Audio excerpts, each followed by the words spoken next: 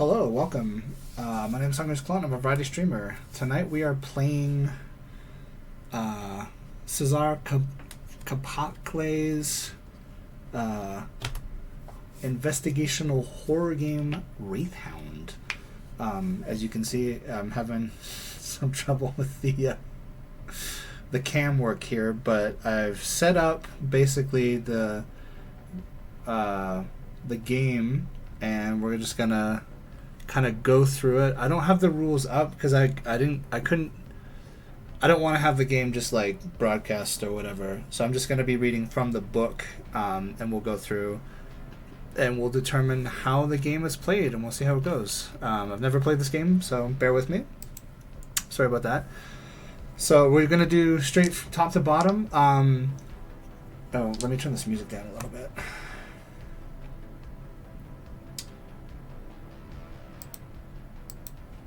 Just a tad.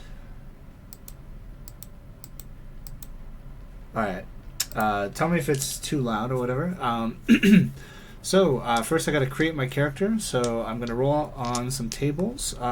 For the purpose of the game, I think I've got these two dice here. The blackish red dice will be the first dice, and the blue dice will be the second dice. I think makes sense to me. D66 is how that works. It's not 66 options, it's just 1 through 6 as the 10th place and 1 through 6 as the 1st place.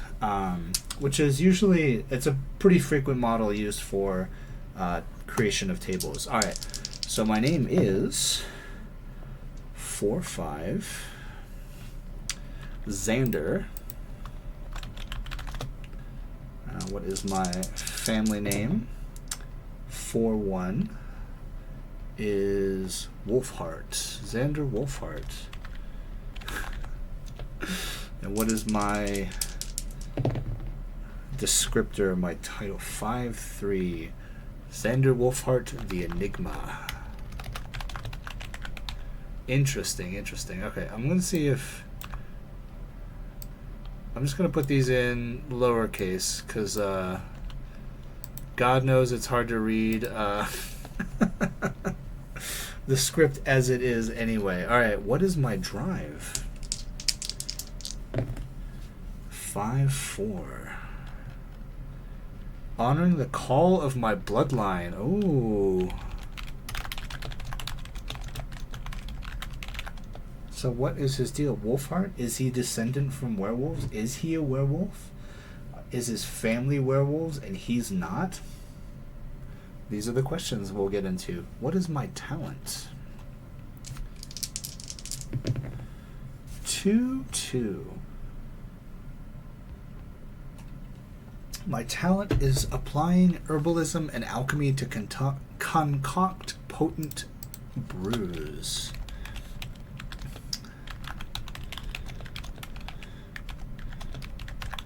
Oops, applying herbalism and alchemy. I can spell.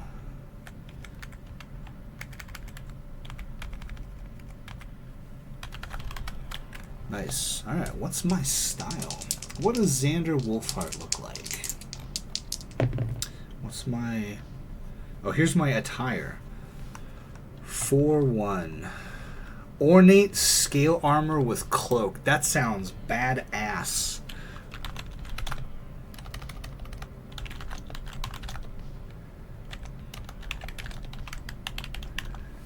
Okay, is there... Whoops.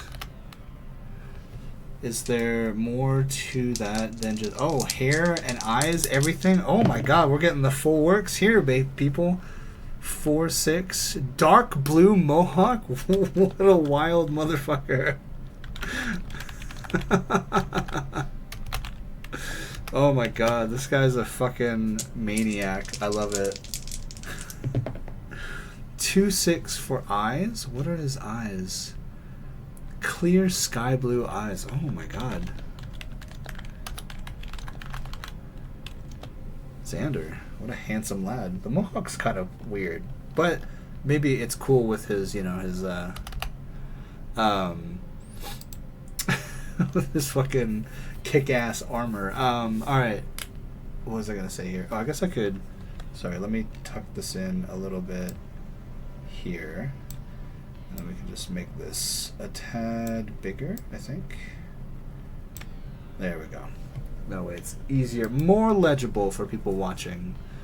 What is my trinket? I'm assuming it's some sort of family heirloom that I carry with me. 1-4. Ooh. A thin, rectangular prism emitting a low harmonic tone with sides that occasionally flicker with internal light. Alright, so it's basically a long prism. Wow, that's pretty... Oh wait, a thin rectangular prism. Okay. Okay, so it's, you know, maybe longish, kind of almost like a bar. Like a cubicle bar, or sorry, like a rectangular bar or whatever.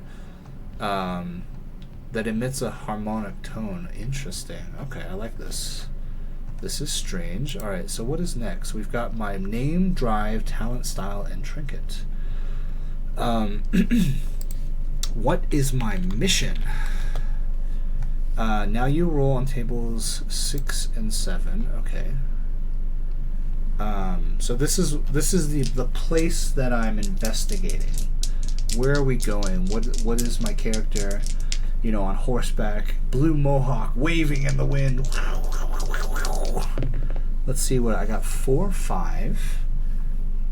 All right, the Cobblestone Chateau.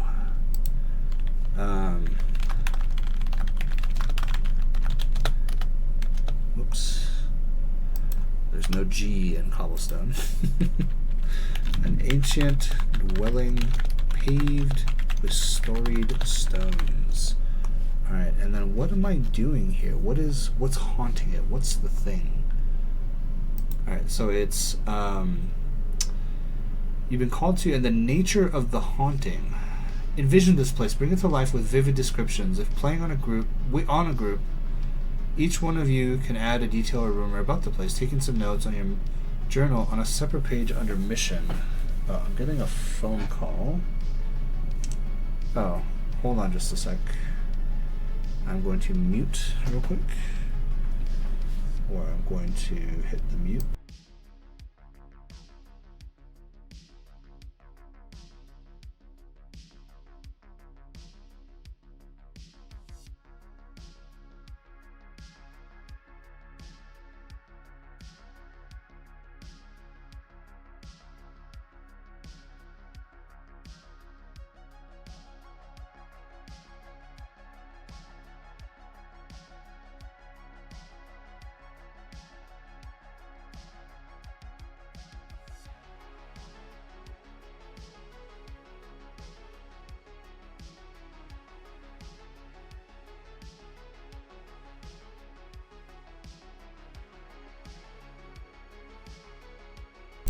Alright, we're back. Sorry about that.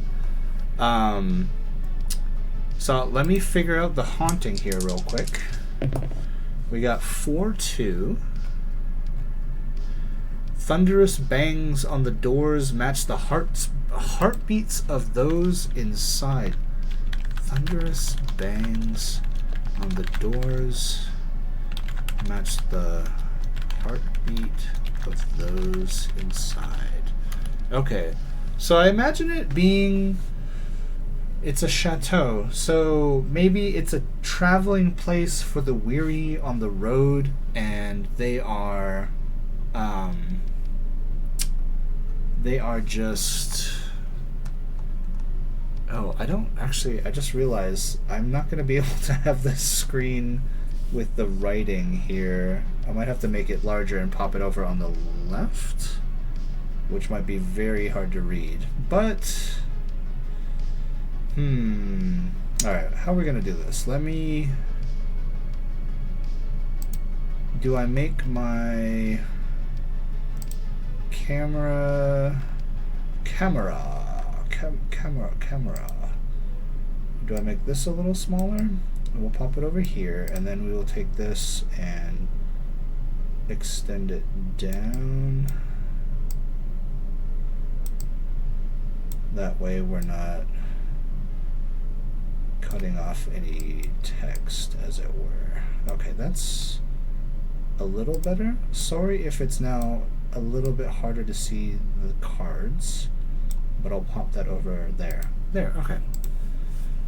So, yeah, I imagine this place as almost like an inn, like a fancier inn, maybe on a main road. It used to be a dwelling of some royal, some noble, and they left, were killed, was lost in a war or something like that. And their servants took up the continuation of keeping the grounds and keeping it clean and welcoming in guests for a price, now that their noble host was gone. Alright. Set up the play place we have. So we took these sets of cards. We have red here. We laid out 2 in each rows. This is level 1, level 2, and level 3. And then we've added from these, the black cards, kind of an antagonistic force to each of those. Alright. So I'm going to flip the first slot and use the 3 cards to define in order the room I am in. Alright, so here we go. We're flipping this bitch over. We got 4 is the first card, and then 2, 4 of hearts, 2 of diamonds, and then 2 of spades. Alright, so let's see here. Sorry if I get bogged down a level. Alright, so we've got rooms, level 1 rooms. We've got 4 of hearts. What is this room? This is the kitchen. Okay. So, hungering at night, or maybe he just arrives and Xander walks immediately to the kitchen in search of food. Stories of sharp knives and secret spices. What is the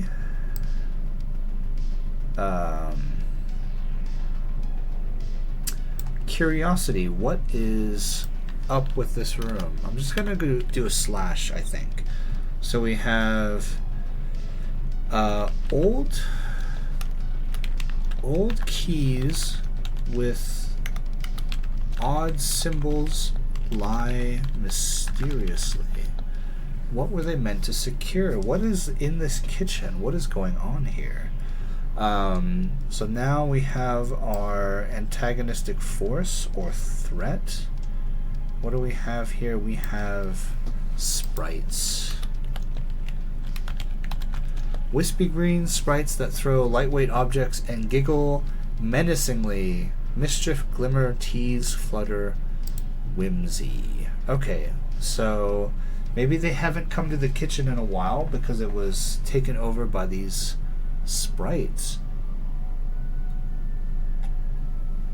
Grab your 2d6, describe how you want to overcome the challenge in front of you, and roll the dice to see how it goes.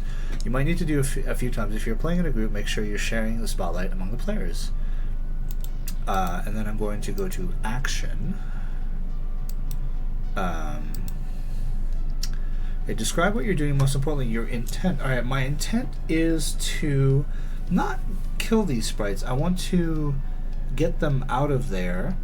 I think what I'm going to do is, maybe they haven't seen the keys, so Xander's going to pick the keys up and offer them to the sprites in exchange for them leaving the kitchen. And he like points to the window.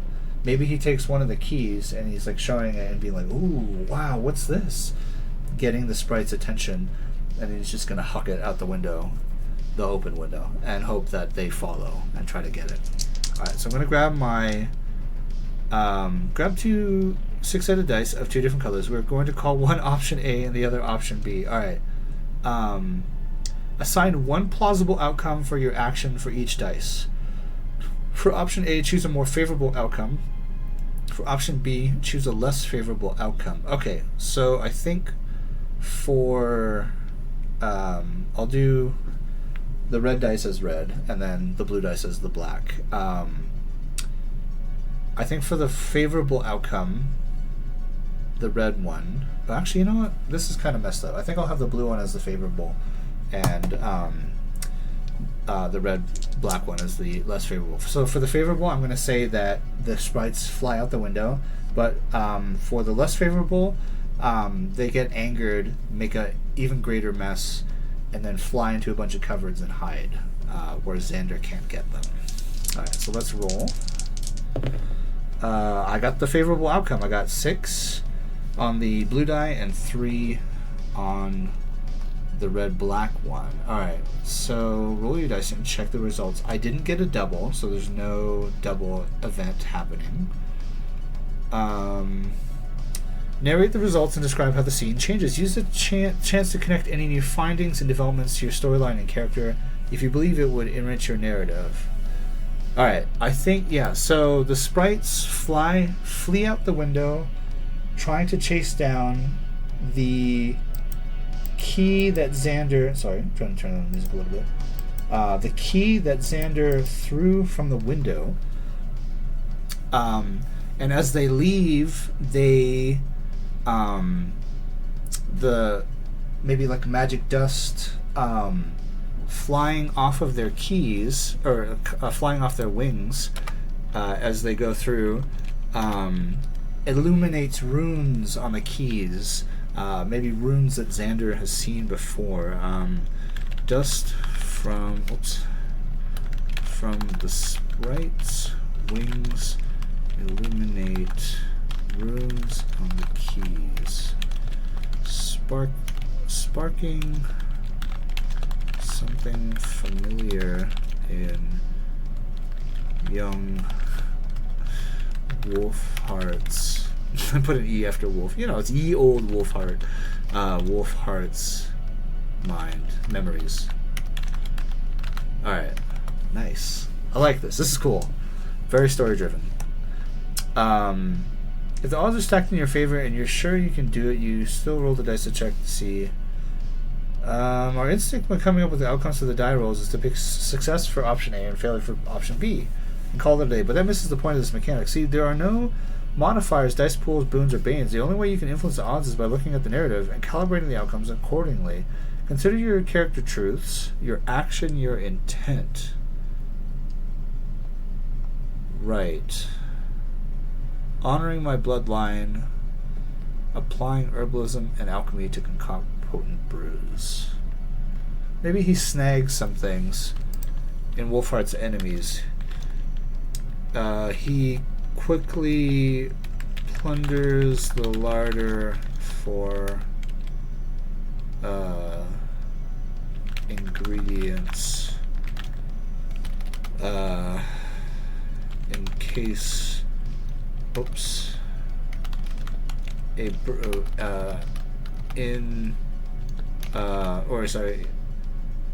he quickly plunders the larder for ingredients lest he require a quick herbal or alchemical solution to a future problem. Nice. Okay. That's room number 1. Alright, so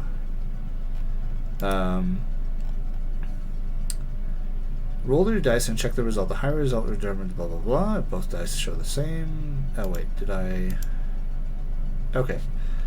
Once you've done with the challenge, decide how the scene went. If you believe the outcome was favorable, place the challenge card in the power pile. Alright, so I believe when it comes to setup, power is okay, up here. So I've got this guy over here. I don't know if you do a face up or not, but you know, here we are. We're figuring out the game.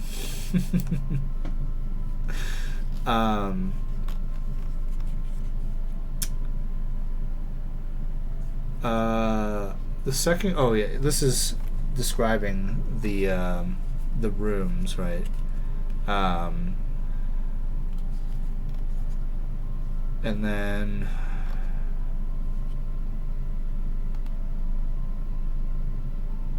the 3x3 grid you've created represents the locations you have to explore. Each of the 9 slots is a unique room.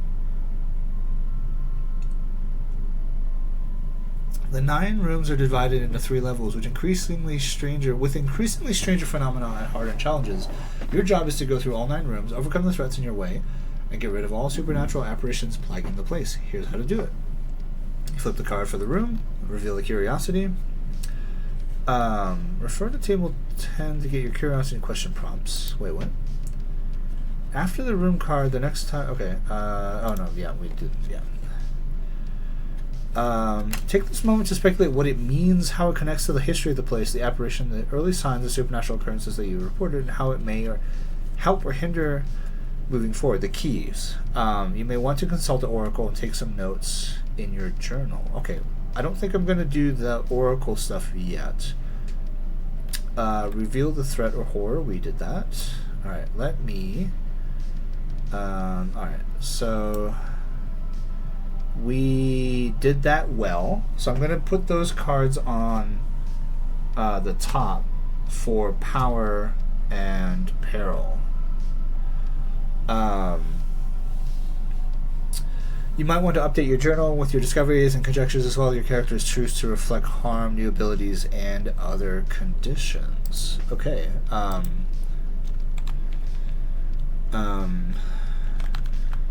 These runes... I've seen their like before in my studies in that lonely tower.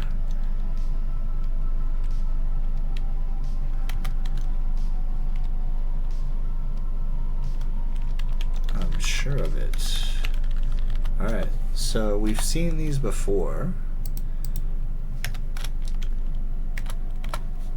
Next room. Move on.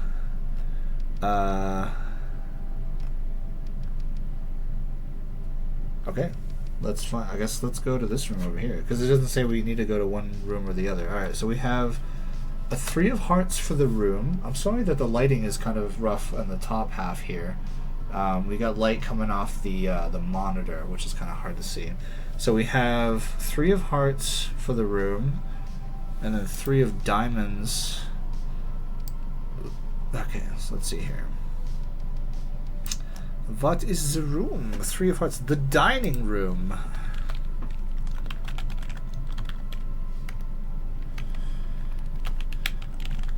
Whoops. The dinking room, yep. That's what rich people do, right? They dink in a room. Lingering traces of nostalgia and overindulgence. So I think the place is empty. People cleared out because of the horrors inhabiting it. So maybe there's a smell of rot and just something overtaking the room. It's maybe sickening, but at the same time welcoming. Why is it welcoming? There's rotten food on places that the guests that were eating there left. Yeah, let's see what the curiosity is. It's the 3 of diamonds. A distant bell tolls rhythmically. Hey Faith, how's it going? Distant bell tolls rhythmically. Oh, you're first. I find your lack of faith disturbing. Alright, so... And then we have a 4 of spades for the antagonist. What code... Oh, no, sorry. A distant bell tolls rhythmically. What event is it commemorating? Is it the bell that was rung when dinner was served? And it's just hung there ad nauseum, ringing forever in this dining hall, in this dining room where the plates of food have long since rotted away. Okay, so I think everything rotted away.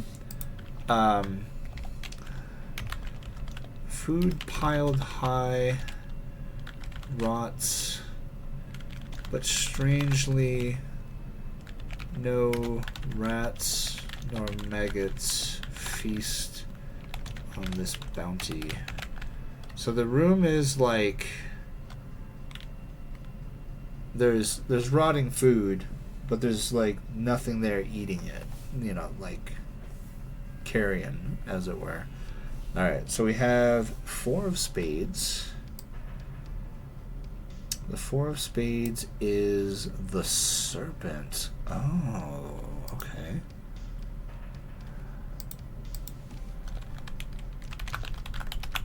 A translucent, slithering serpent that coils around objects. Xander enters the room, the dining room. The sweet and sickening smells of rotting food fill his nostrils. Initially abhorrent, but now welcoming for some reason. As he enters the room, he spies the tail end of the serpent coiling around the table legs.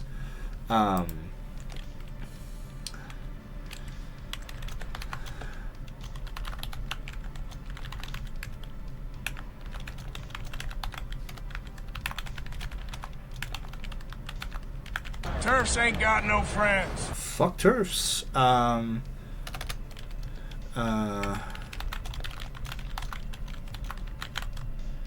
What would he do here? I think he would have to. There would be something, like he tried to get the sprites out, but something about this serpent is screaming danger in his mind. So, not to like fight. But he goes for. Oh, you know what? Maybe he draws out his trinket, this prism, emitting a low harmonic tone, and attempts to, like one would with a cobra, back and forth, transfix it. Yeah, let's see how that works. I think if he succeeds, he leads it to the door, which he quickly shuts behind it, leaving the room empty for his investigation. I feel like if he fails, though, it strikes him on his hand, filling him with a poison of some sort. Not deadly, but incredibly painful. Alright, so blue dice is our success, and black dice is our failure. Oh, we have succeeded. Alright. So, if Faith After Dark, I was drinking listening to mashups with your sister. Oh, mashups, nice. I'm also drinking. Cheers. We're playing this game. You can have 1 to 3 people play it, which is pretty cool. So I'm trying it solo.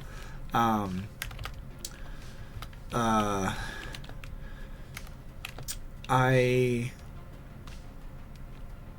drew forth the prism, not knowing why, but holding it aloft in front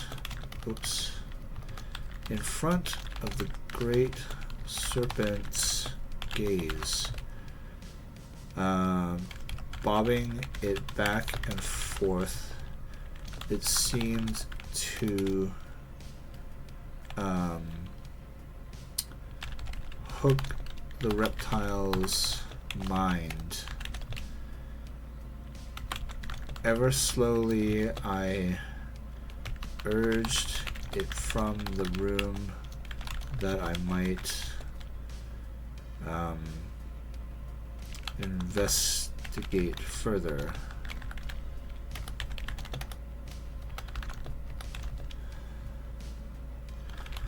This was for naught, as all I could find were the bones of countless rodents, multiple shed skins from the serpent, and a glass full of wine still fresh. Okay, this is cool. I like this. I would say that's a success. No poison. All right, so that's gonna be added to our power versus our peril. All right, let's hit that last level 1 room. What do we got here? 4 of diamonds is the room, and that weirdly no clubs so far. So nothing like crazy. These are kind of like generically benign antagonisms that we've faced here. All right. Regular rooms. This is the pantry. Ooh, okay. This is very food based, which I can't complain about. The pantry. The scent of survival, the rot of abundance. Yes, there's definitely going to be bags of potatoes and root vegetables that have maybe taken root. Some of their lesser successful kin are rotting, but are just adding as fodder as the roots of their more successful kin burrow through the flagstones of the floor, not flagstones, like the stones of the floor, into the dirt below. Ooh, I like this. This is cool. Alright, the pantry. What is our curiosity? Curiosity! Alright, a sudden chill grips the room.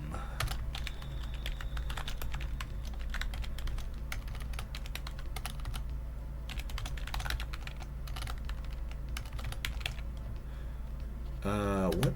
Why? From where does it come? Alright, and we have... What was the last one? I have a 3 of spades. What is going on?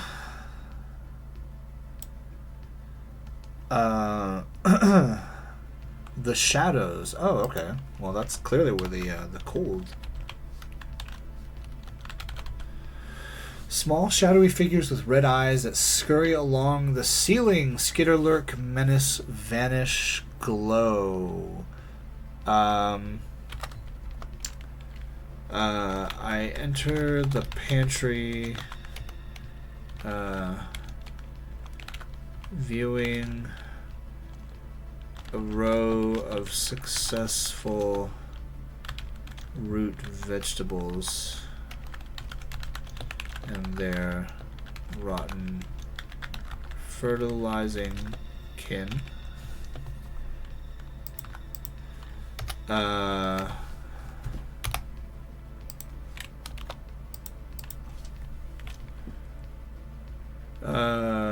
Spying tins of salty and oily,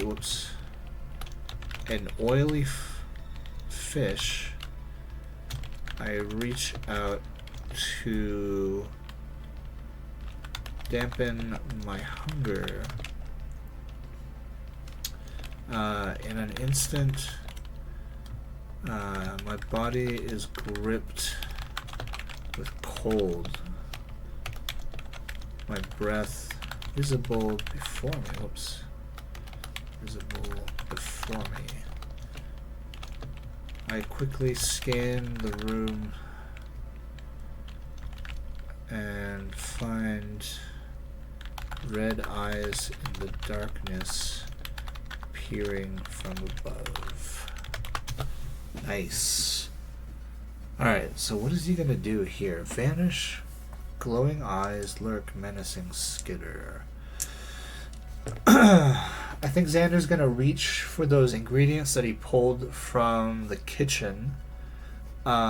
He's got some sparkweed in mineral oil, and he's gonna add fire chilies, which are gonna instantly interact with that, forming kind of like a flashbang. So he's gonna smash those together and throw them up at the ceiling, hoping to scatter or even destroy these shadows that are looking down upon him. I think if he fails, the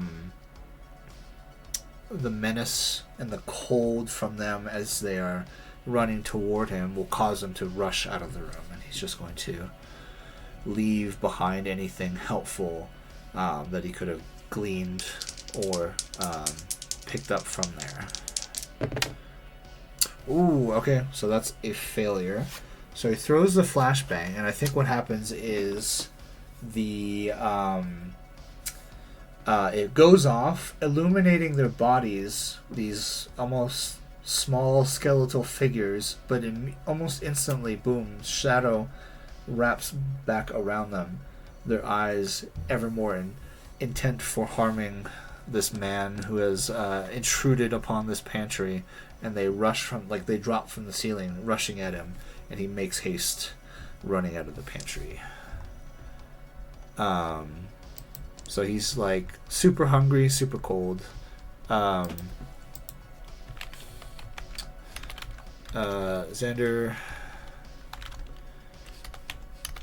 uses ingredients from ingredients on his person and those found in the kitchen to create a flashing charge. It lights the skeletal bodies of the shadows for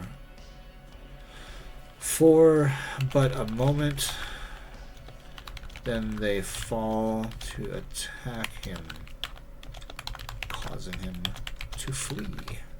Nice. Alright, so let me see here. Let me double check that we go to the next series of rooms. So we've cleared level 1. I guess I could also here. I could pile these cards up here since we've already done our work. It said keep these extra cards, which I will. But I'll move those into the center.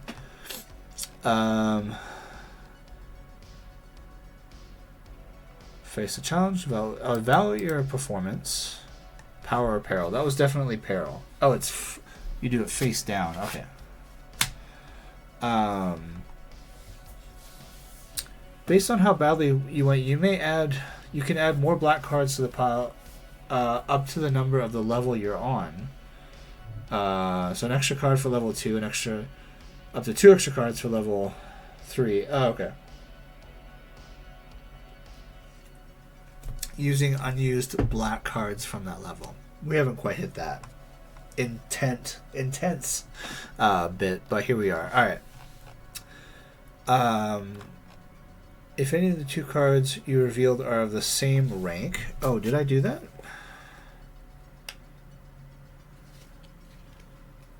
I think the first room was... Let me double check here, sorry.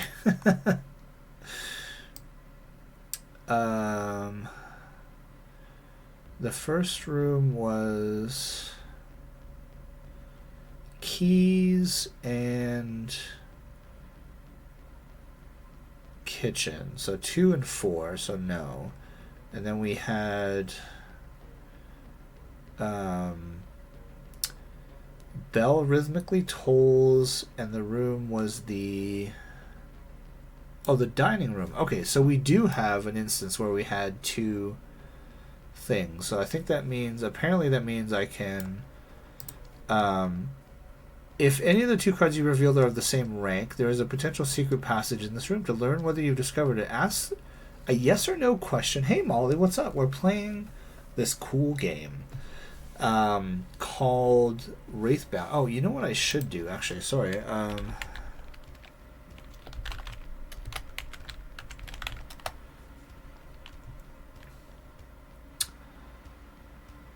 Wraithound, sorry.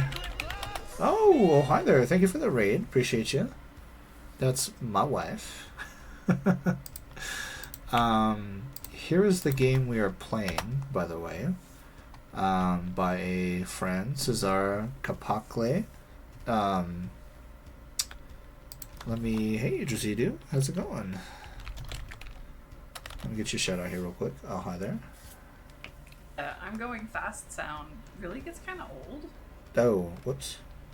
Especially when you're watching like other people play after you've done it. I don't know if it's a bug, but it's constantly playing that sound. You can, Drazidu, but I don't know that I have that information on me at the moment. Even if the person that you're watching isn't. I would have to go into our basement area and open up the file cabinet with the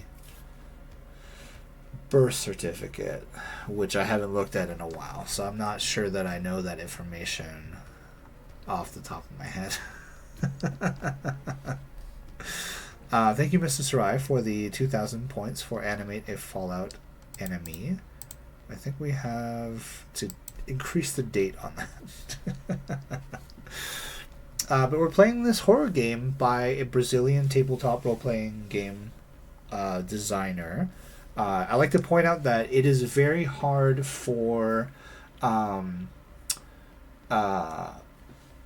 designers in the Southern Hemisphere to get their works published and seen and everything like that. They don't have access to Kickstarter, so they have to do other sort of... she told him earlier not to tell us before you got your stream chat. Yeah. Nailed it. Gonna lurk, go spray some anti-bug juice on the big boys before I bring them upstairs. That's a good idea. We caught some squash bugs and squash bug eggs on our squashes out in our garden. Alright, as far as I can tell, let me see here. Check for potential rooms. I gotta consult the Oracle. If you have a good hypothesis on how to find it, you may tip the odds in your favor, perhaps by having a yes but instead of a no. There can only be one secret passage per level. There are no secret passages on level 3. Okay, so if you do find the passage, you enter a secret room, grab a random unused red card from either the current or next level, and place it to the right of the grid between the level you are in and the next to learn what the room is. Works as a shortcut. Okay. Unfortunately, we found this out later, so we'll still roll. Okay, so it's in the dining room. There's a continual rhythmic bell sound.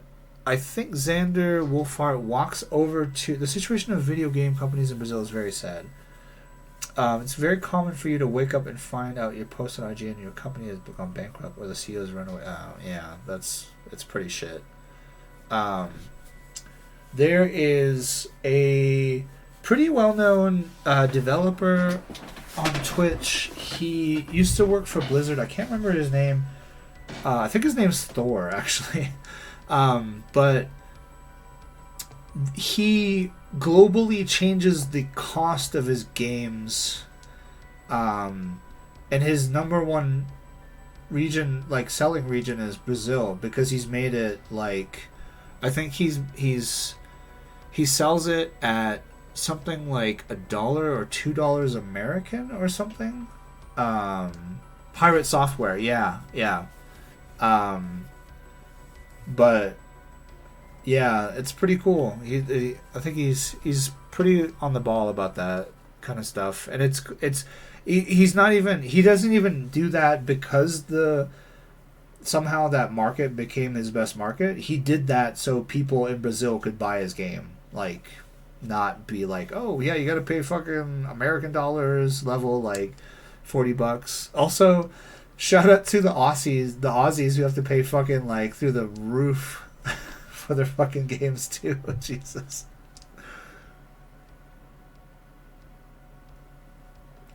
Happened a few times. What do you think? I think I used the wrong word in my last message. The situation of video game companies in Brazil.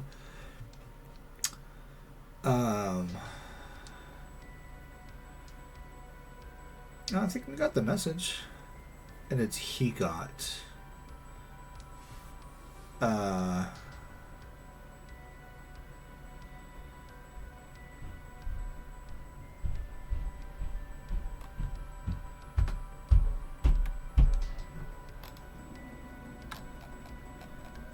Okay. Alright. Check for secret rooms. I think I'm going to skip the secret room this time, unfortunately. But, let me see here.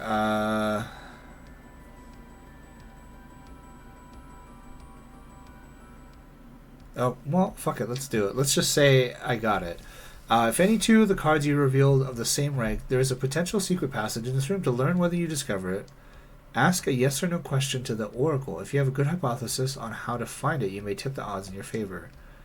Perhaps by having a yes, but then... Okay.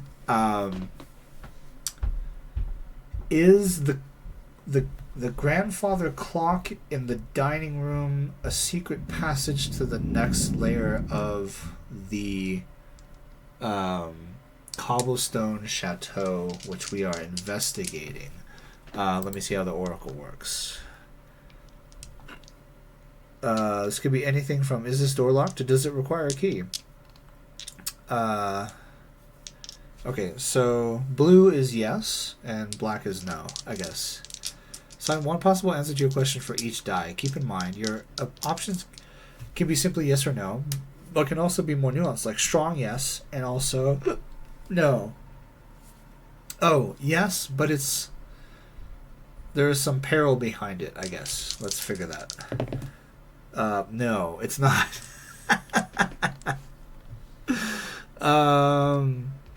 So it's definitely not. When you have a question that isn't easily answered, yes or no. Okay, so this is kind of cool. Oh, that's it. Yeah, we don't have a secret room. That's good because I didn't find one anyway. All right, update your journal. After each room, you may update the truths of your character. Whether it's a physical ailment like a twisted ankle from stumbling in the dark or an emotional toil such as feeling shaken. Oh, okay. So,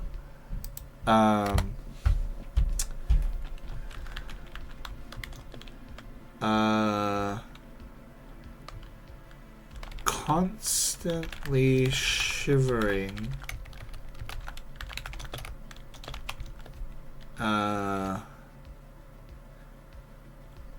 And his stomach frequently growls because he's hungry. He went to go eat it. All right.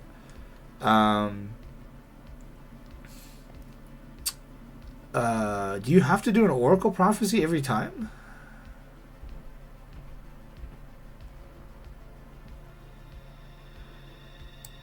It doesn't say that we have to do an oracle. Check our secret rooms. No. Evaluate your performance.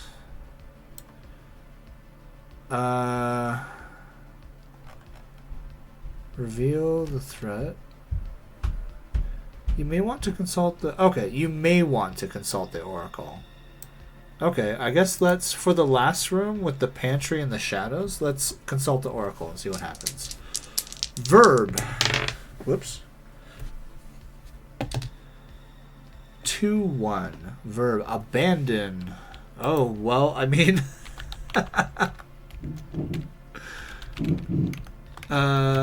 abandon. Did I not spell it right? Whoops. Abandon. Adjective. 3-4. Lonely. Oh, okay. And... Oh. Abandon the lonely...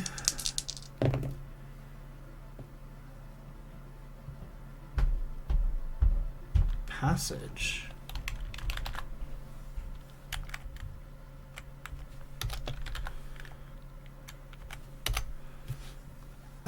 Okay, so what is it here? Whenever you have blah, blah, blah, blah, connector the noun to that verb to.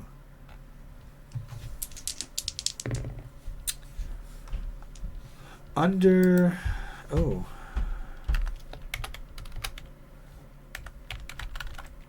Whoops. Under the noun to that verb to. I'm going to leave these up, I think. Yeah, I'll leave those up just to... under the cold... Under the cold guardian. Oh, okay, so... There was... Oh, okay. The oracle tells me there was a... way through to the lower levels under the floor, guarded by the shadows. It is a sad thing that I must go through the chateau and find my way without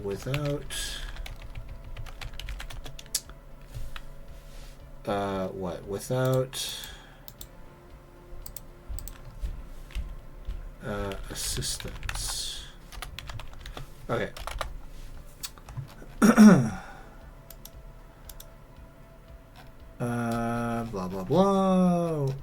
Ace the challenge. Evaluate performance. Check the secret rooms. Yeah, did that. Blah, blah, blah. Update your journal. Have done. Start the next room. Unless you found a secret room, you cannot move to the next level before you've explored all the rooms on your current level. The standard procedure requires you to go through all 9 rooms to finish the game. If your story demands that you go back to a previously unexplored room, you can do so narratively. There are no mechanics determining the path you must take or real roles you should. Alright. Fuck it. Let's go here. Yeah! 10, 6, and a 9 of clubs. Ooh, it's going to get spicy. Here we go. What is this room? The room is the 10 of hearts. We're level 2. The fireplace room.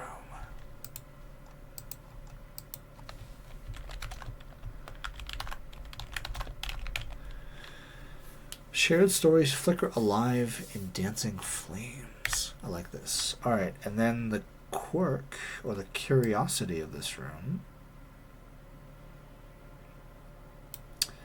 6 of diamonds. Objects shift slightly of their own accord. Objects shift slightly of their own accord. Oops. What pattern do they form? Is it just firewood forming runes similar to the ones that were on the keys that we found earlier in the kitchen? I think so, yeah. 9 of clubs. What is it that we face here? Oh. Oh no, that's... Oh, these are threats. The labyrinth. Oh my god, what is going on here? Okay, so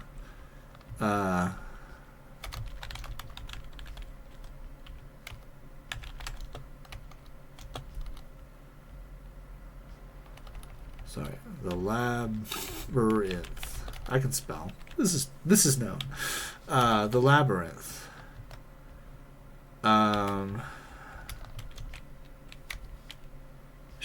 Stairways twist, walls shift, corridors change, creating labyrinthine paths and traps. So Xander enters the fireplace room, and so at first the thing that is strange about it is the firewood is kind of floating, lifting up from the area next to the fireplace itself. There's containers of bread. It's tomorrow here in Brazil. Oh, good night. It's winter here. Oh, fuck. That's right. You people in the southern hemisphere.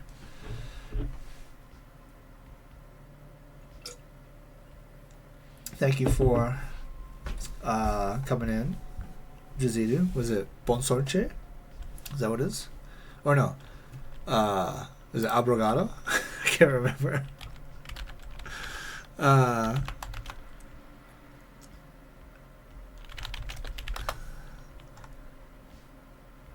Obrigado, yeah. Boa sorte is good luck. Okay. Yeah. Sorry. I know very little Portuguese at all. That's not... oh, can I tell you a good joke before you leave? Wait. Actually, I can change this too. I can change this for Portuguese. Hold on. All right, here we go.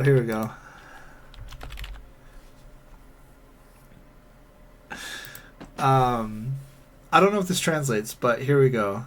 I was told you should say muito to your Portuguese-speaking friends. It means a lot to them.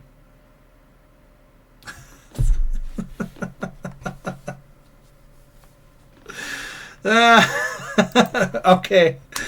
I landed the joke. I could die a happy man.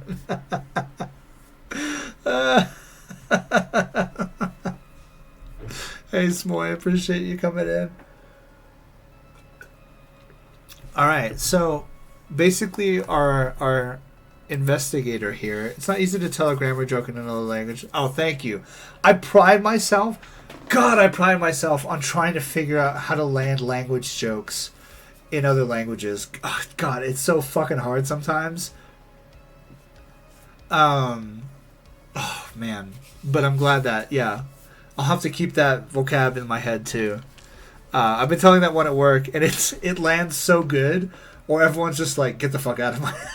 get the fuck out of my sight. Alright, so Xander Wolfhart walks into the fireplace room. Things are starting to lift up. There's firewood coming up from like the metallic thing that just holds firewood by the fireplace. There's brandy containers that are floating. Yeah, Jazida's in Brazil. Side note, I gotta learn how to make what's that stew? S'more, do you know what I'm talking about? What is it? Feijoada. I need to learn how to make feijoada. I bet I would fucking destroy feijoada. Oh yeah, also check out S'more. Oh, hold on. I need to add what would... Hold on. I need to go to one of my other screens here real quick. Just to figure out where my Mix It Up is... Wait, no, not Mix It Up. Is Mix It Up doing my channel trailer stuff? I'm so confused now. Channel trailer... I don't remember where I have my stuff. Sorry, well, here we are. The only easy joke to say in another language is about being in an airport and they call out John Smith on the loudspeakers, first in English and then in Spanish. It's possible for a person named John Smith to not know how to speak English and only Spanish. Oh, okay. Yeah, that makes sense.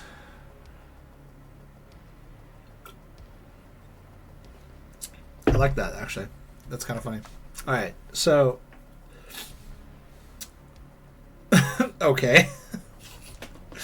Good night, José. Have a good one. Plants sprayed and left outside for the night. Nice. Alright. I guess, S'more, I'm going to give you a shout out, but unfortunately I can't remember where I have my video, so they won't play the video. We'll hear it, though. My ex's mom has a meat cutter, and we'll do that. I don't. She'll do what? A chub of pork. What? It sounds like something you cut off the leg or something. All right.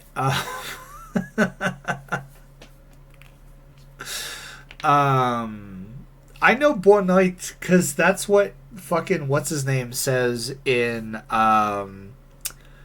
Love Actually when he fucking goes down to he tracks down his fucking Portuguese like housekeeper because he falls in love with her and he learns Portuguese before he does it, so he like knows how to like say stuff to her or whatever. Alright, so we have the labyrinth that has appeared in the fireplace. Things are starting to float up. We've got the brandy container and the glasses by the fireplace on the table floating up. And Xander's like, oh, this is just normal. She typed a chub of pork. That's funny. Oh, pork roll. Like Jersey-style pork roll? I mean, I'll eat a pork product. But like as he's walking toward the center of the room, it's kind of like non-Euclidean. Like the floor kind of splits up and just forms like walkways, and it's weird because you can still see the frame of the room, the wood paneling, the fireplace, but maybe the fireplace is like appearing like spiraling out, and there's just like splashing of these brandy bottles like splashing everywhere, so he's like having to like make his way through, bouncing off walls. He's trying to figure his way through to get out of this room now, like this fireplace. Wow, this is kind of crazy. So I think, what is he gonna do here? What is he doing in this room? Fucking Christ! Yeah, that's Taylor. That's Taylor ham, isn't it? On in Jersey. They call it pork roll in the north, and they call it Taylor ham in the south, I think. And it's fucking good on a breakfast sandwich, like egg, Taylor ham. We are no longer friends. What? What have I done? Smoy, no. What have I done to earn your ire? Tell me, is it the other way around? Did I fuck it up?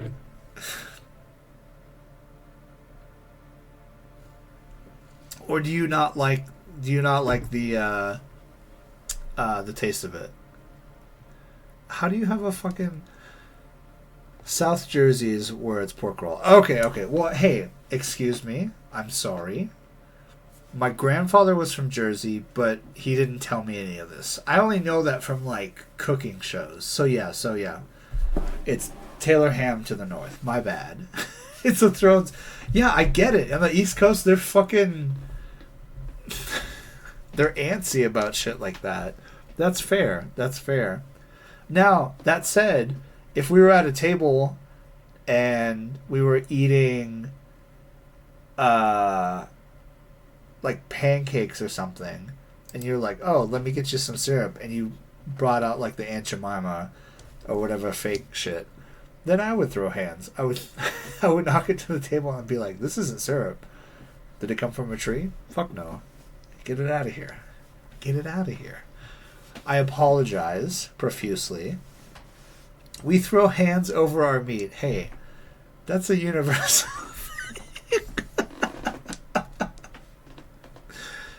Smoy, everyone throws hands over meat. That's how it works. Since time immemorial. And I'm not just saying that as a guy. That's how it works. Everyone throws hands over meat. That's how it works. No, you're good. And I appreciate it too. I'm glad that you knew and that I wasn't stumbling around and someone from Jersey was watching my VOD later and being like, look, this motherfucker. Just get absolutely torn up in like some sort of random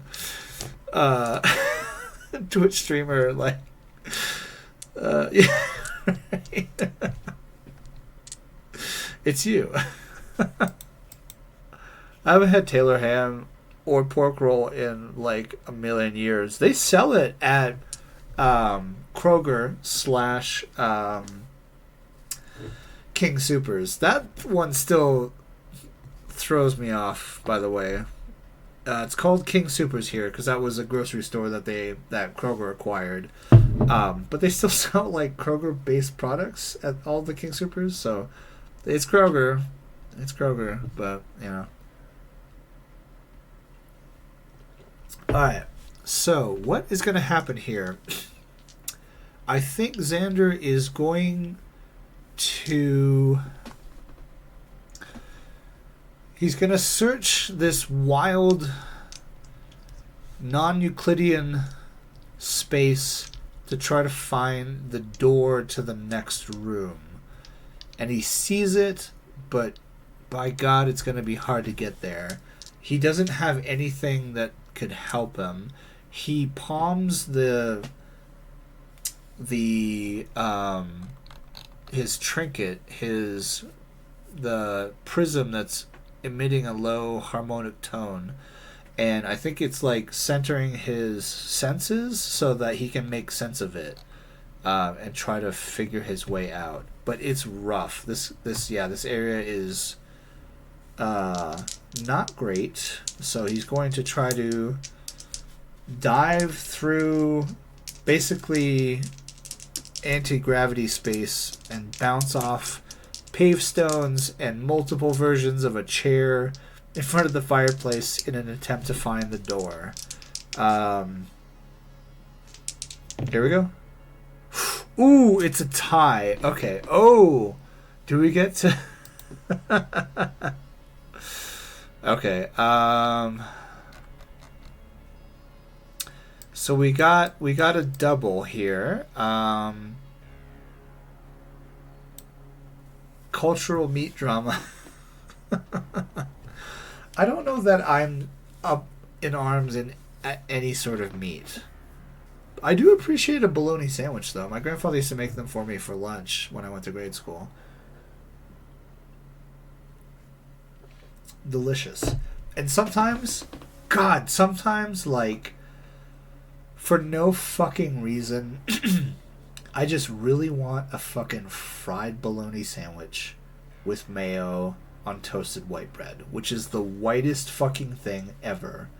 But God, that fucking hits so hard sometimes. I'm just like, oh, it's just the right amount of salty, and it's meat, and it's the crispy bread and mayo, which is fucking, you know, so you're not eating a dry ass fucking sandwich, and it's just, fuck.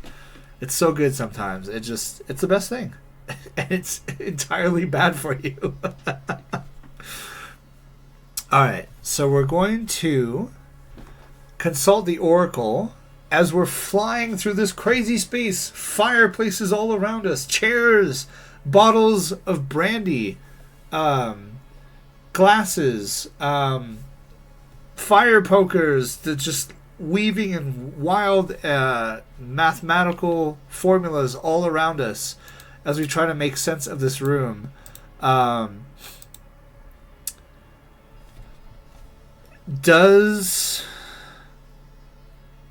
Will closing my eyes end this labyrinth and find us on solid ground in the next room? And then no is the other option. I'm going to say blue is the one where that happens and black is not. I think black finds us just absolutely... I think we're there for like eons. We're just like stuck there in what feels like an unending amount of time, and then we eventually find the door, and we're very changed after the fact. What happens? Oh, fuck. I rolled 6 and 6. Oh no! Is there? What happens? The higher result dictates the answer. If both dice show the same value, choose the most logical answer, a third unexpected answer, an ambiguous result between both options. Okay. Oh wow.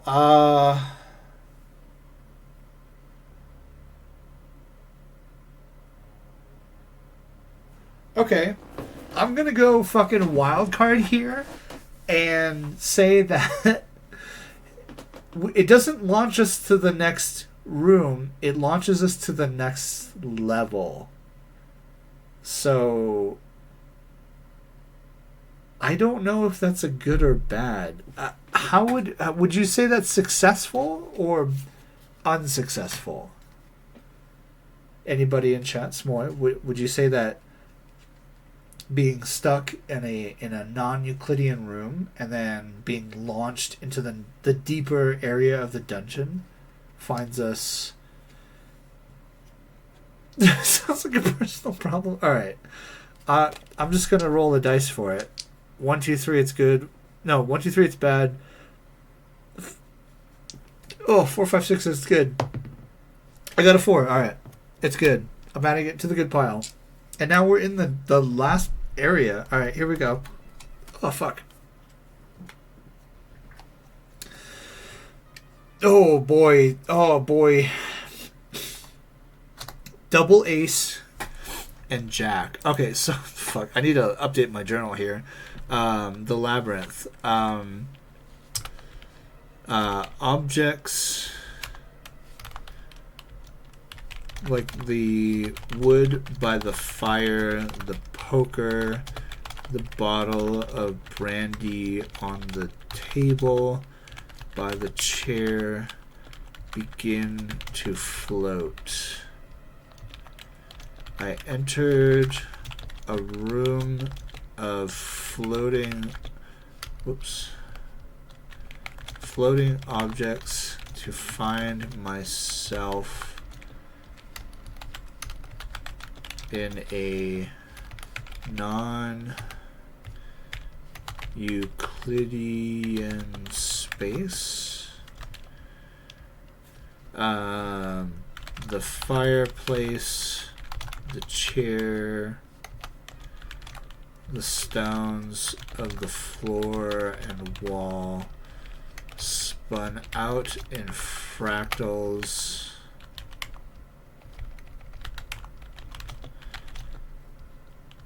that chipped away at my mind. I floated and held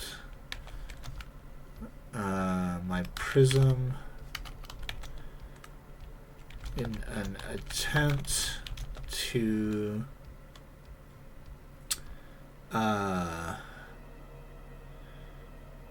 derive an escape.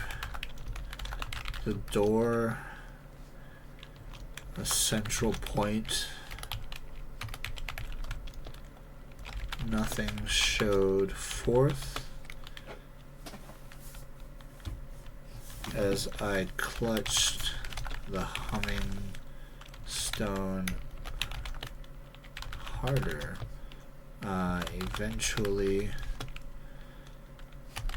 the oracle's voice rang out and echoed merciless. Whoops. How do you spell merciless? Mercy. Merciless. Mercilessly in my brain. My hands clutched my head.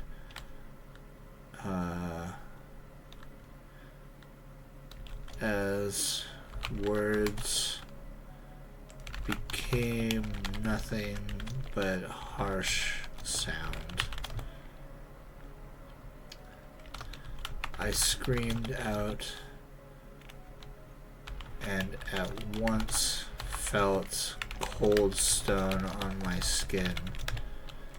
I was beyond the second level of the chateau and in its depths.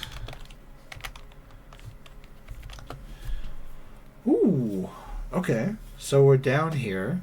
Now, what do we find? What is this room we are in? We are in Ace of Hearts.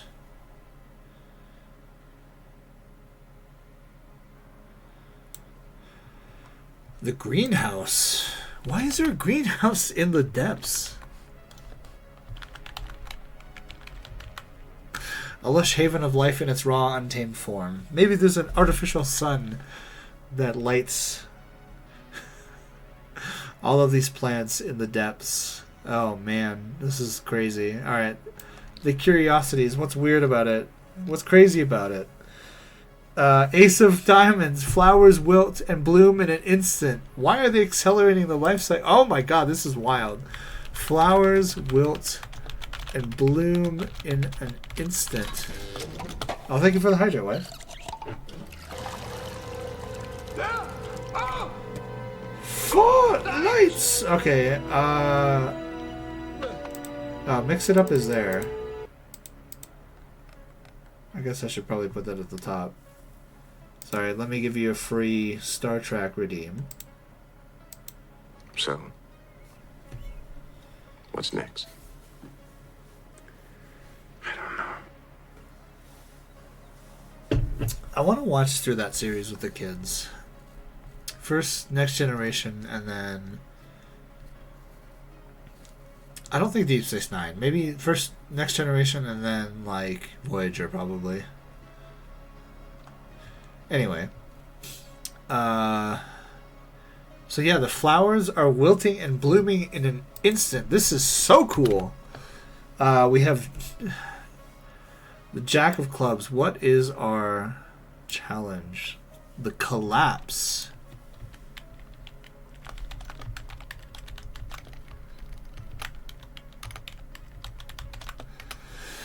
Floorboards crack and give way, creating perilous gaps. Decay, trust, edge, survival, alert. Alright, so we're in the greenhouse, and it is just, it's a roiling mass of just life. Just like plants growing, like trees shooting up and just like keeling over, forming the floor, but at the same time like rotting and just like turning into dirt. And just plants are popping up and just fall. So the floor is just like woo woo woo woo woo as shit's just like filling in gaps, and like trees are like growing up. Like I think the ceiling's got to be 20, 30, 40 feet up here in this area, and like trees are just like reaching up and just like dying. But like the space where the roots inhabited is just like causes like huge gaps in the floor. Fuck, what is he gonna do here? Like, what's he what what's happening? What's going on? Oh my god. Okay.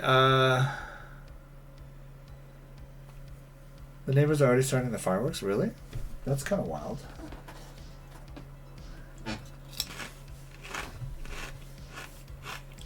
I'm sorry.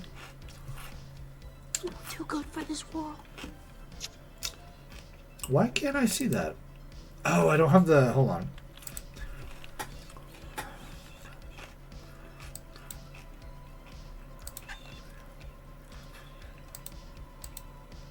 Alright, there we go. I'll go ahead... Oh, damn it. I can't add that.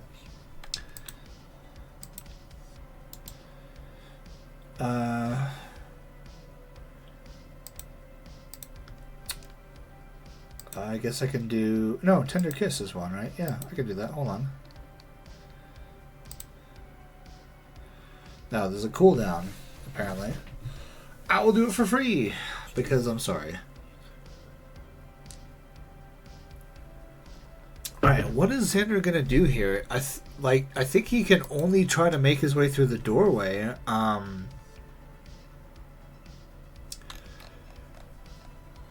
Lord, that's kind of wild. Like, how do you make your way... Too good for this world. Oh, thank you.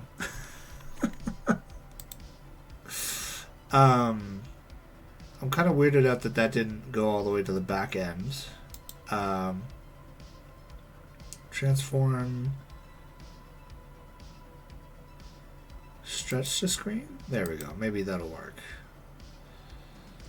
You're breaking all your... No, that's fine. This is another scene, so like I haven't really done much with this one, and I didn't playtest it, so here we are.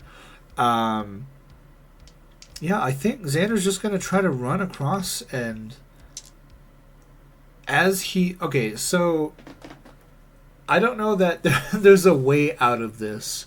I think he gets buried or just falls into the next room, but he either gets some plants for his alchemy and herbalism or doesn't, as he's just kind of reaching out and grabbing shit. So yeah, let's try it. He does. Okay, so he's like snapping up herbs and just grabbing shit as he goes. Hold on. I entered a greenhouse, if it could so be called. The plant life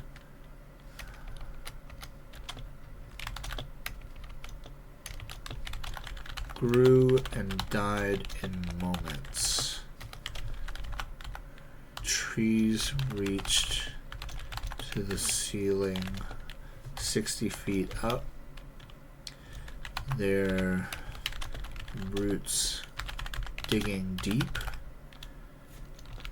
and seconds later fell, rotted, leaving huge gaps beneath. Ground roiled at the constant birth, life, and death of the plants, of the multitude of plants.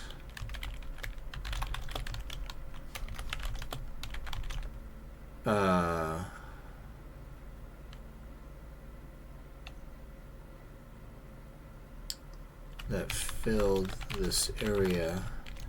I attempted to traverse it and gather more components for my potions. But the ground found, well, but the chaos took me, and I hoped for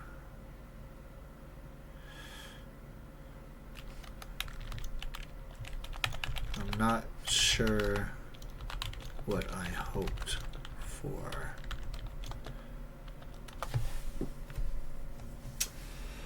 This is weird, and I like it. Alright, next room. We're going to grab this one in the back here. Alright, we have... Oh, would we say we succeeded? We did, because we grabbed the herbs, even though we were kind of like... I feel like this is like you're in an ocean that's kind of like woo woo, and you have to kind of just go with it, but you're successful in the way that you're grabbing stuff as you go. All right.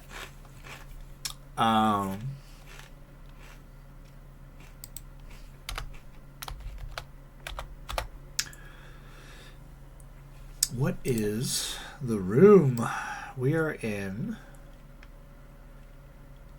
Jack of Diamonds. The Machine.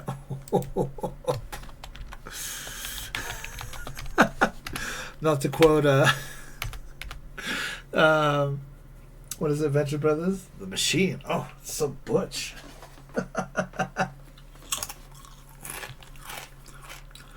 A peculiar contraption throbs as a mechanical heart. So I've ridden the waves and the churning of soil to end in a room oily. The ground is scattered with gears and metal shavings and parts just all over the place.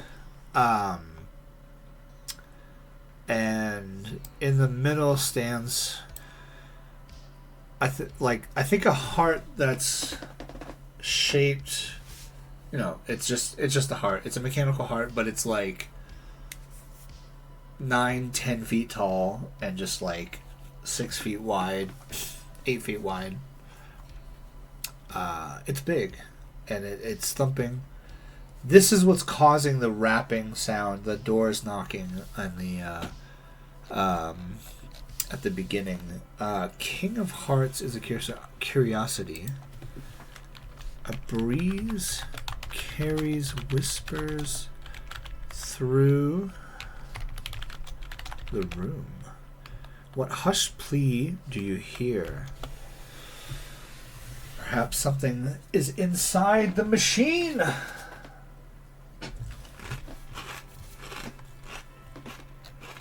What challenge do we face here? King of Spades. The Mistwing. You did. I love you, wife. Have a good night. I love you. I love you.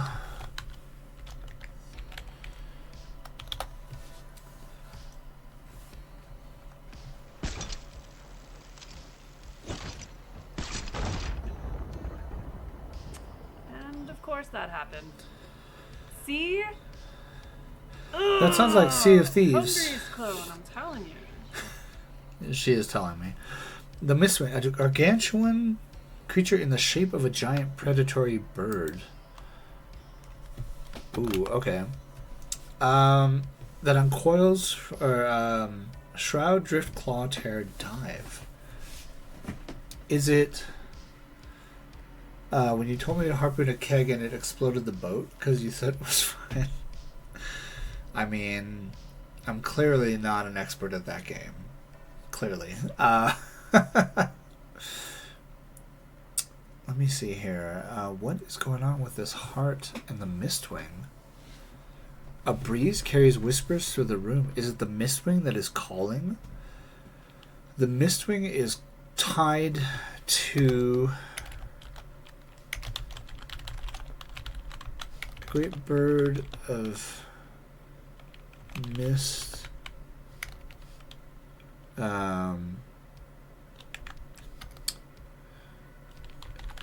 Harry's the upper reaches of the room. A whispering voice trails behind it. Destroy the heart. Set me free.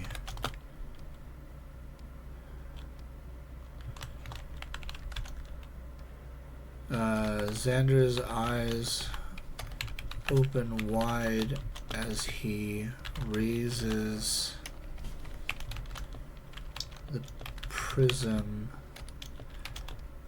to strike at the heart. Okay. So, yeah, Xander's like, oh, what the fuck is going on in here? The prism, I think, resonates with the beating of the heart. Ooh. As this Mistwing, this gargantuan bird, flies around. It looks dangerous, and it looks like if he tries to attack the heart, that it will try to stop him, even though the voice, the presence that is coming from the Mistwing is telling him to destroy the heart. Alright, so we are going to attempt to break the heart with the prism. If we succeed, I think a success is going to be that the heart... okay, here's what's going to happen. The heart will be destroyed one way or the other, but on a failure roll, the bird will come down and grievously wound Xander. Let's try. Let's see what happens. Oh, okay. So Xander comes in and smashes. I speared the prism deep into the heart. Its resonance grew until it filled the room with a clangor. A clanging. The mechanism of the heart detached. No, the mechanisms. No, the heart, the inner workings of the machine fell to the ground. Gears falling from spokes. Belts snapping.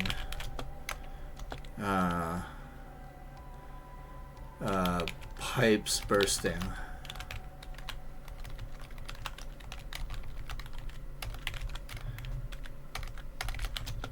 I felt joy at what I had done, but it was swiftly replaced with a pain I had never known. The mist wings claws dug deep into my shoulders, and I screamed, and my scream filled the room. It was joined by a cry of the raptor, which melted to a more human voice. The claws left me, and as I turned, I saw a ghostly figure smile and disappear.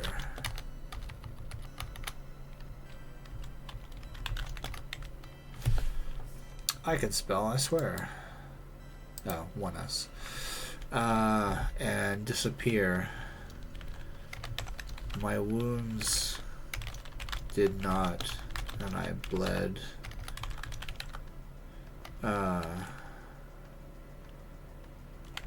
Copiously as I reached for a bandage or solace in the herbs I kept in my pouch.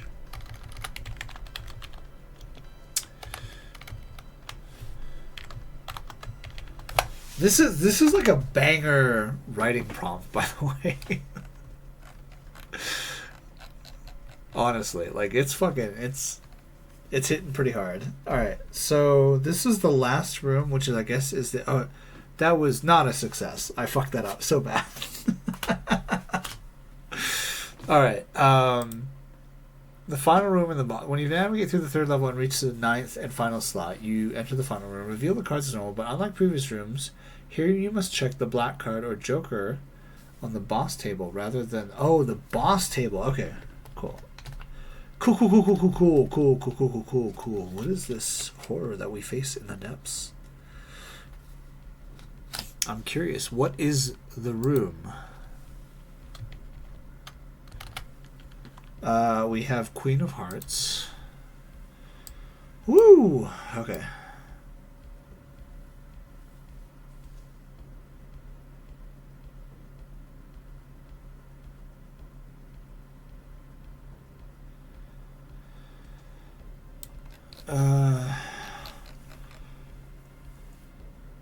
The trophy room. Okay.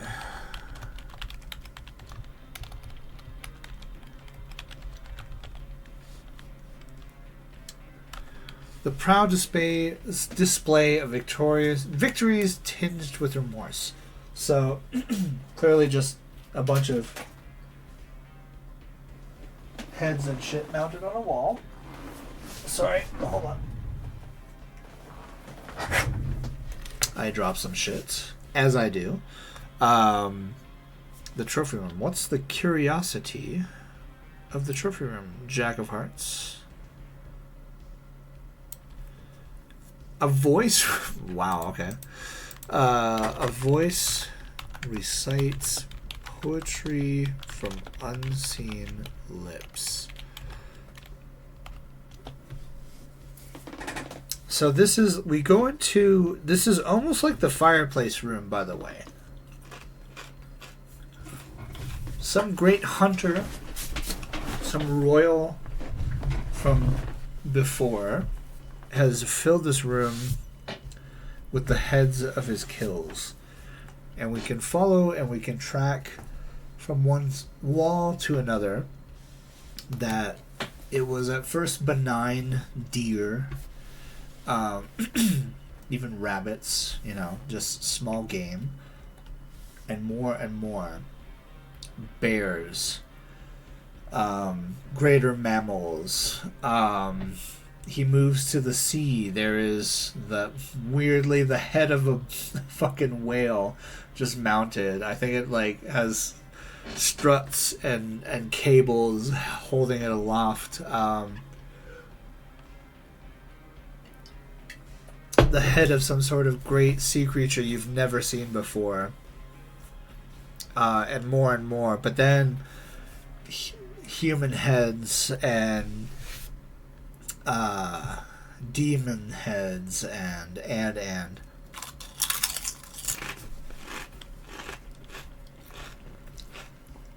what is it that we face here?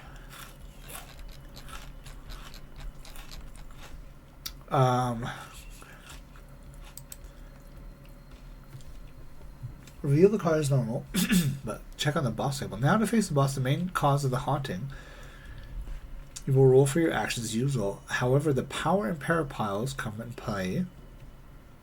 To triumph over the boss, your goal is to deplete its peril pile down to 0 cards before your power pile is exhausted. Each time you get a favorable result, remove one from the... Oh. When you remove a card from the pile, reveal it and check its order. Wait, hold on. Check its entry on the Threats of Horror table. The keywords on the entry may help you describe the boss's actions, drawing on positive and negative experiences. Oh, okay, if you happen to reveal a Joker, which we didn't.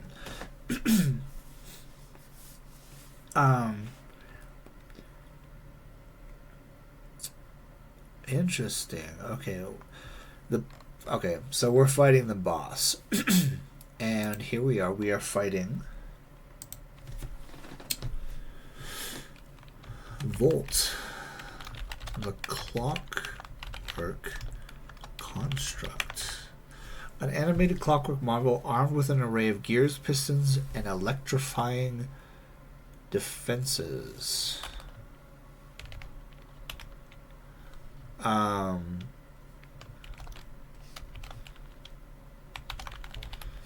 The trophy room lay out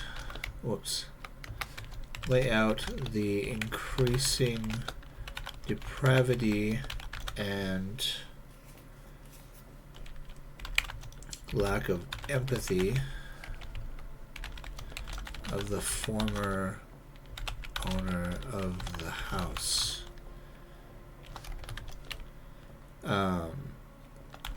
Rabbits, deer, moose,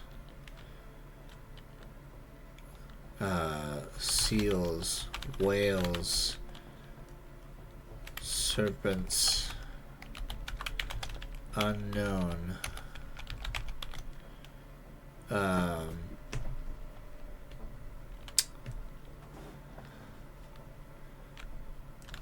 elephants, then humans of varying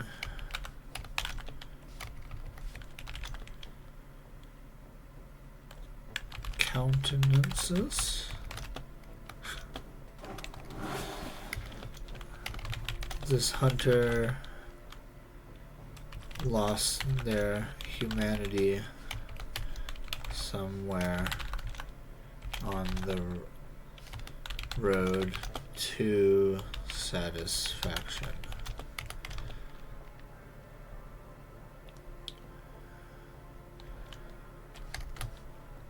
Steam escaping a grand walking mechanism confirmed my suspicion. I definitely didn't write that properly.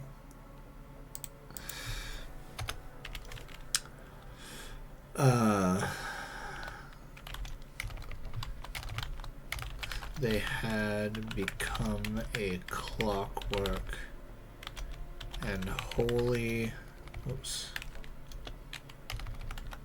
How do you...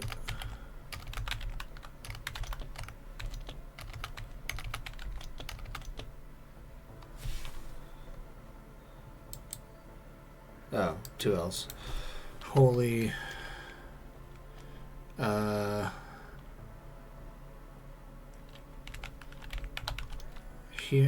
holy and human being set on the kill of any living creature that came within its sight. Alright, so what is it that...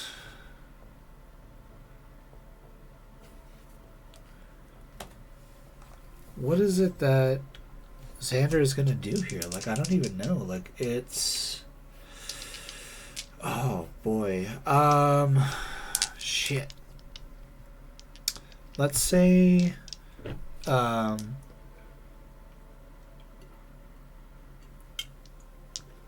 Okay, so he's got the prism. Oh, he's got the prism and he sees runes placed upon the body of the creature, the construct. I think he's going to attempt to jam his prism into one of those runes in an attempt to disrupt it and maybe the source of its power. So here we go.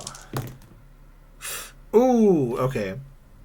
He fails. The creature knocks him to the side as he dives towards the rune. Decay, Trust, Edge, Survival, Alert. Ooh. So I got the Jack of Clubs. Help you describe the boss's actions. Okay. So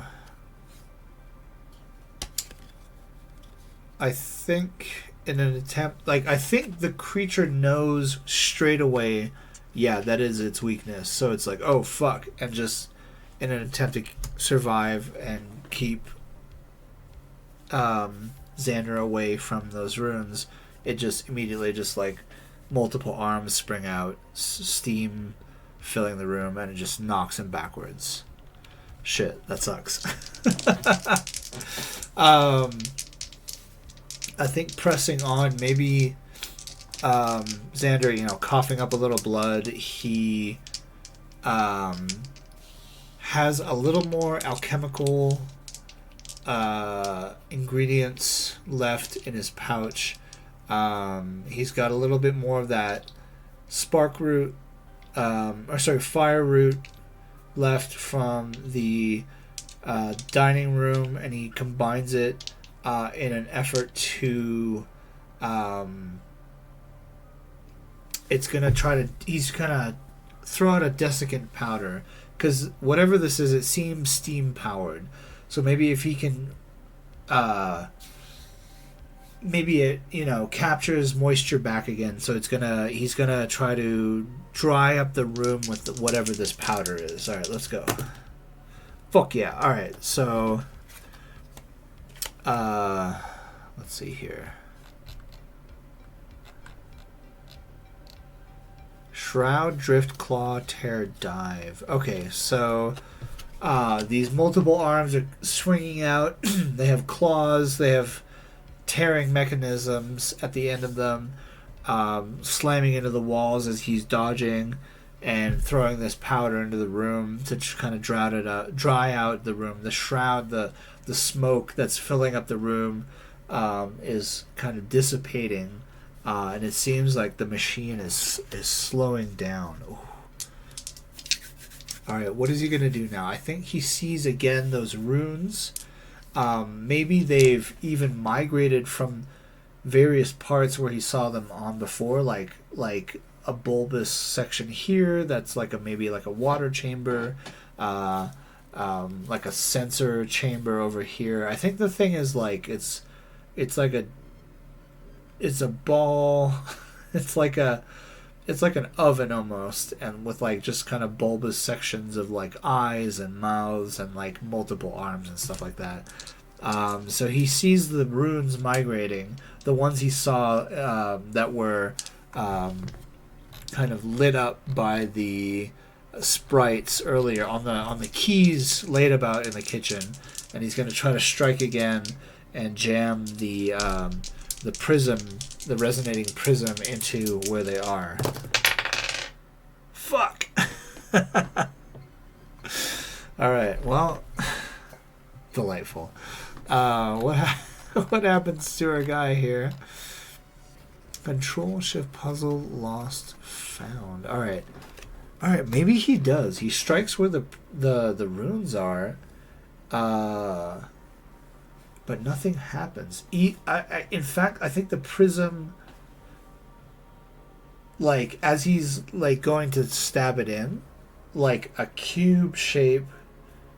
A square forms, and the prism like slots in, and it weirdly forms the body parts closer and closer and closer, so it's less of a kind of chaotic mass of machinery, and it becomes like a centaur, humanoid torso, arms, head, 2 eyes, mouth, nose, ears, 4 legs. Still huge, like probably like 10, 12 feet high, but it is like, it's almost like, oh, this thing that you were like kind of carrying around, that's kind of what it needed, or that, you know, that was a key to it becoming its more direct and more powerful form. That said, there's less chaos in the room. And Xander Wolfhart, who is no stranger to a fight against a more generic mythological creature, is ready to fight. I think he has... What does he have on him that he hasn't used as a weapon? Maybe he just draws a short sword and he's ready to fight.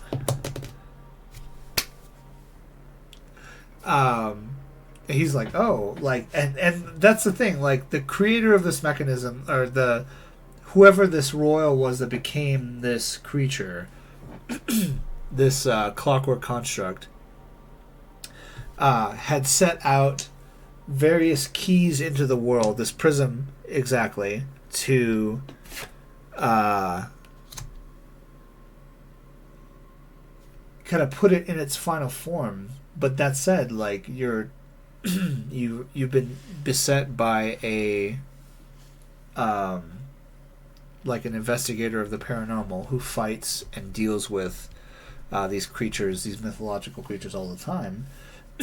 So this centaur, mechanical centaur, charges down Xander, who in his youth has fought creatures of this sort, griffins, centaurs, like living centaurs, and he knows to go for the legs. He takes out his short sword, cuts off one leg at first. The creature spills, smashes into the dirt, and as it struggles to maintain height, he walks upon its chest and stabs it straight in the head. How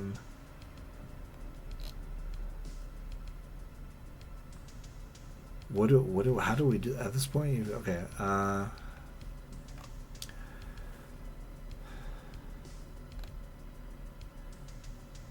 It indicates you have successfully defeated the abomination that was terrorizing the area. You should describe how you accomplished this feat. Was the creature gone forever, or was it captured or banished? No, it was the royal who... Oh! That's... Fuck yes! Fuck yes! The prism is sucked into the depths... Oops. Of the construct. Construct.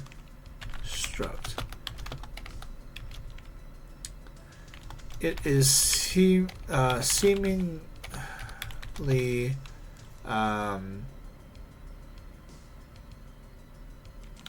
mated to it, and the chaos of limbs and torso form a more structured form.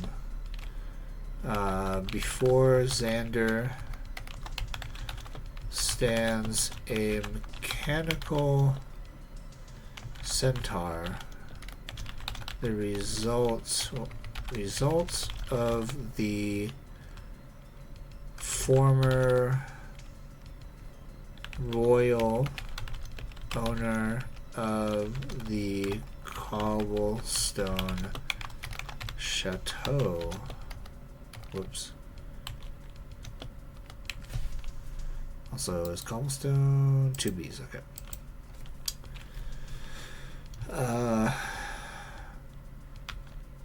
Fallen into depravity, they had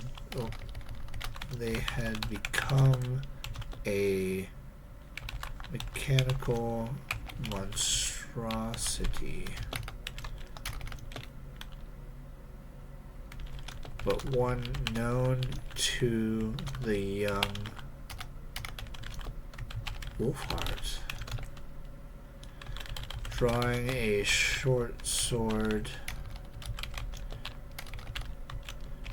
he fell the creature as it charged, walked over its fallen and flailing body to deliver the killing blow.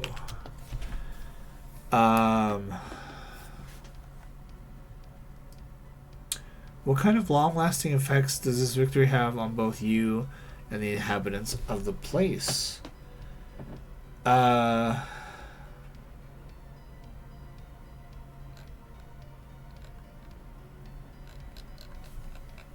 my god, okay. A struggle is... the struggling body is met... the struggling body quickly ceases movement, and Xander is stood atop a leaking machine, bereft of purpose and malice.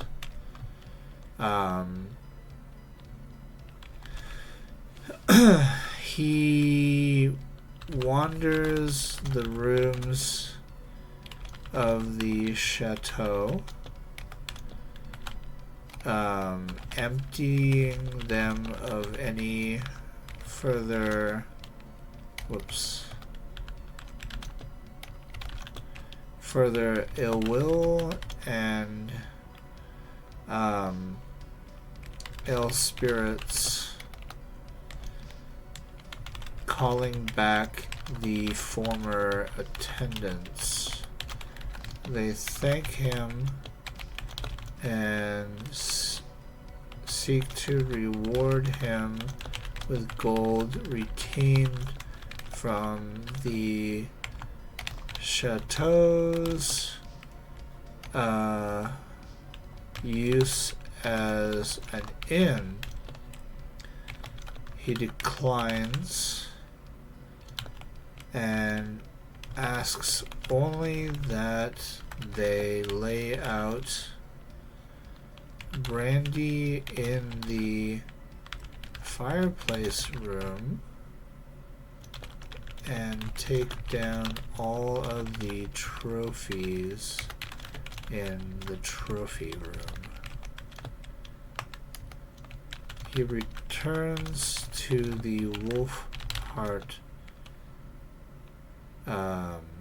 home, less a prism but gained in experience and story. He has completed his... Oh, sorry.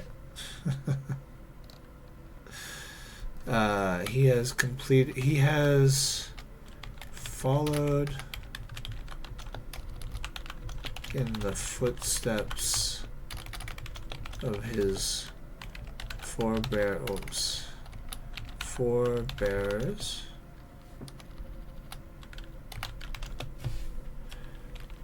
And helped those in need. Sated of requirement. He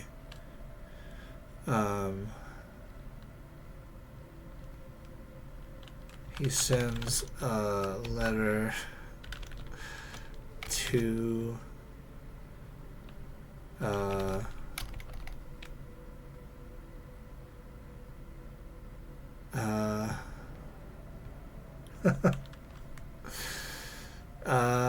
he sent a letter to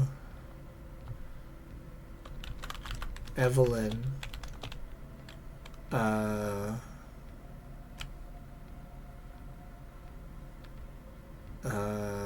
The ember that stokes in his heart.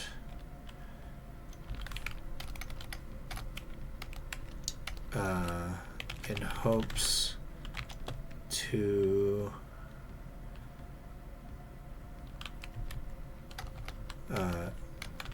end his life with her. Oh no, hold on. In hopes to seek her heart in return. Nice. This was cool. Shit. I don't even know what to say. That was badass. That was 100% badass. Well, we play the game. We're gonna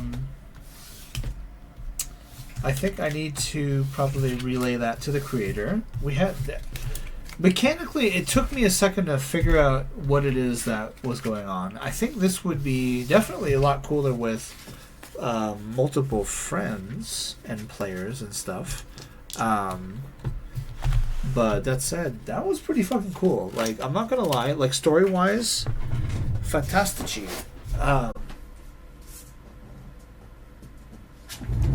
That was a cool game. And I'm glad I backed it.